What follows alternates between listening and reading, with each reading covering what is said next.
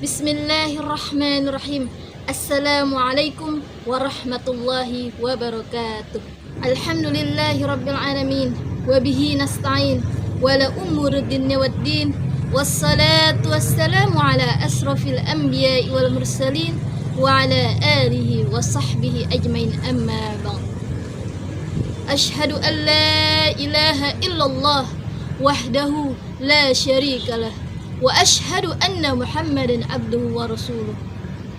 Allahumma salli ala sayyidina Muhammadin al-fatihi lima ukhlaq wal khatimi lima sabaq nasiril haqqi bil haqqi wal hadi ila siratika mustaqimi wa ala alihi haqqa qadrihi wa miqdarihi al-azim. Puji syukur kehadirat Allah Subhanahu wa taala yang telah memberikan kita kenikmatan, baik nikmat iman, nikmat Islam, nikmat kesehatan, dan masih banyak nikmat yang lainnya. Salawat serta salam senantiasa tercurahkan kepada baginda Nabi besar kita, Nabi Muhammad Sallallahu Alaihi Wasallam. Pada kesempatan yang berbahagia ini, izinkanlah saya Najla, mahasiswa Prodi Pengembangan Masyarakat Islam, Fakultas Dakwah dan Ilmu Komunikasi UIN Syarif Hidayatullah Jakarta, untuk menyampaikan dakwah yang insya Allah bermanfaat bagi kita semua. Amin. Dan saya memberikan judul pada dakwah kali ini yaitu peran penting generasi milenial dalam membangun moderasi beragama. Moderasi beragama merupakan suatu cara pandang dalam beragama secara moderat, yakni memahami dan mengamalkan ajaran agama dengan tidak ekstrem, baik ekstrem kanan ataupun ekstrem kiri, sehingga siapapun berhak untuk memberikan cara pandangnya masing-masing. Ikut serta menciptakan kondisi yang tentram dan damai merupakan tanggung jawab bagi kita semua. Dalam kondisi yang tentram dan damai, kita dapat mewujudkan kemaslahatan bersama. Islam dengan tegas menolak sikap terorisme, radikalisme, anarkisme, dan lain sebagainya yang mengatasnamakan agama. Mengapa Islam bersikap tegas menolaknya? Karena hal tersebut sangat bertentangan dengan nilai-nilai dasar Islam. Kita sebagai kaum muslim mayoritas di Indonesia mengetahui bahwa Indonesia bukanlah negara agama, melainkan negara yang memiliki banyak agama, suku, dan juga bangsa. Pancasila sebagai pandangan hidup berbangsa dan bernegara juga mengambil intisari dari kitab suci Al-Quran. Dalam kitab Al-Adab Al-Mufrad dan kitab Sahih Al-Bukhari, Rasulullah Sallallahu Alaihi Wasallam menyatakan bahwa agama yang paling dicintai oleh Allah Subhanahu Wa Taala adalah agama yang lurus dan juga moderat. Allah berfirman dalam Quran surah Al-Baqarah ayat 143, A'udzubillahi minasyaitonir rajim. Bismillahirrahmanirrahim. Wa kadzalika ja'alnakum ummatan wasatan litakunu syuhada'a 'alan nasi wa yakuna ar-rasulu 'alaikum syahida. Wa ma ja'alna al-qiblata allati kunta 'alaiha illa lina'lama man yattabi'u ar-rasula mimman yanqalibu 'ala aqibayhi. وَإِنْ كَانَتْ لَكَبِيرَةً إِلَّا عَلَى الَّذِينَ هَدَى اللَّهُ وَمَا كَانَ اللَّهُ لِيُضِيعَ إِيمَانَكُمْ إِنَّ اللَّهَ بِالنَّاسِ لَرَءُوفٌ رَحِيمٌ.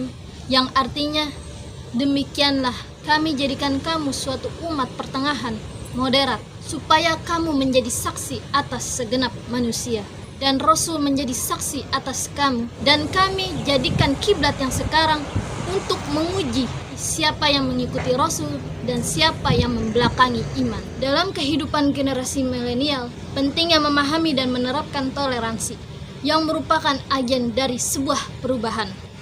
Tentunya perlu disikapi dengan serius yang harus diterapkan oleh generasi milenial saat ini. Mulai memudarnya nilai toleransi pada generasi milenial, bagaimana generasi milenial ini menyikapi dari makna toleransi yang harus dilakukan, dan bagaimana sikap yang harus dilakukan oleh generasi milenial terhadap perbedaan yang dimiliki oleh bangsa Indonesia. Dan ditambah yang menjadi tantangan besar zaman modern ini adalah bagaimana memanfaatkan media sosial dengan sebaik-baiknya dengan menyebarkan pemikiran-pemikiran yang moderat bukan untuk menyebarkan pemikiran-pemikiran radikal. Jika ada anggota masyarakat yang tidak menjunjung tinggi nilai toleransi, maka tatanan masyarakat akan rusak.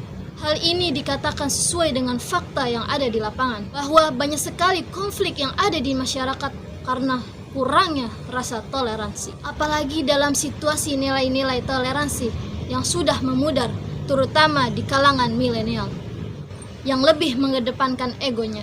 Dan ini yang memicu sehingga generasi milenial mudah terpancing dengan pernyataan dan statement yang belum jelas. Contohnya bom bunuh diri, teror, masalah perizinan tempat beribadah, penistaan agama, dan masih banyak lagi konflik yang mengatasnamakan agama.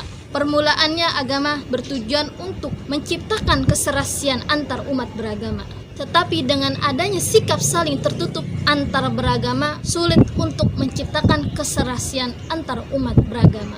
Seluruh masalah konflik yang ada di Indonesia ini terjadi karena kurangnya toleransi antar umat beragama.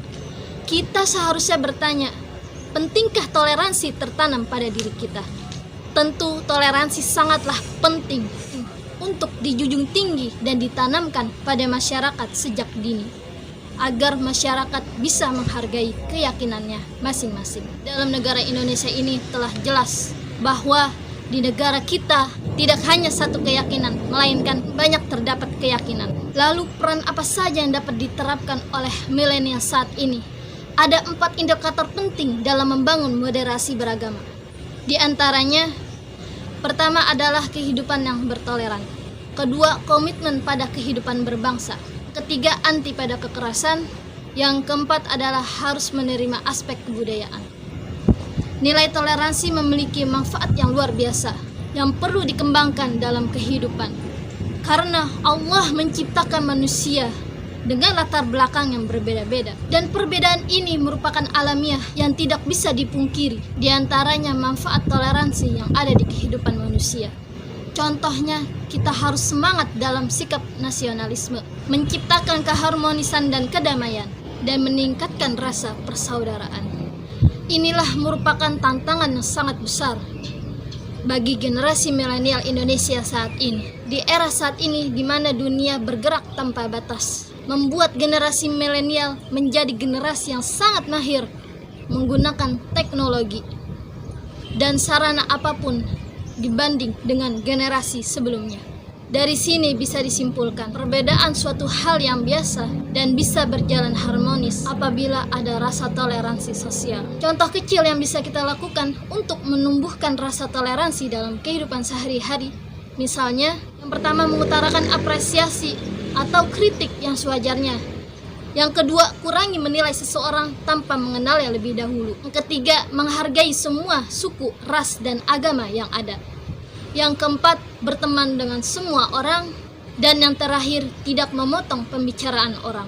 Untuk itu, marilah kaum milenial saat ini, saya mengajak kaum muda harapan bangsa sebagai kaum muda yang memiliki peran penting dalam membawa negeri ini di masa depan yang lebih baik lagi. Sebagai generasi muda harapan bangsa, menjadi sosok pintar tidaklah cukup. Akhlak mulia dan budi pekerti juga sangat dibutuhkan untuk mewujudkan dunia peradaban yang adil dan juga sejahtera. Indonesia membutuhkan generasi-generasi yang dapat mencintai tanah airnya dengan sepenuh hati. Pisau diasah di pagi hari, bawa ke kebun untuk membabat. Berakhir sudah materi ini. Semoga bisa memberi manfaat. Terima kasih atas perhatiannya. Apabila ada perkataan saya yang salah, mohon dibukakan pintu maaf yang sebesar-besarnya. Billahi taufiq wal hidayah wa ridha wal inayah. Wassalamualaikum warahmatullahi wabarakatuh.